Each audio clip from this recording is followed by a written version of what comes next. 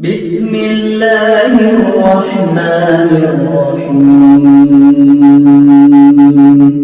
إذا زلزلت الأرض زلزالها وأخرجت الأرض أثقالها وقال الإنسان ما لها يومئذ تحدث أخبارها بأن ربك أوحى لها يومئذ يصدر الناس أشتاتا ليروا أعمالهم فمن يعمل مثقال ذرة خيرا يره ومن يعمل مثقال ذرة شرا يره.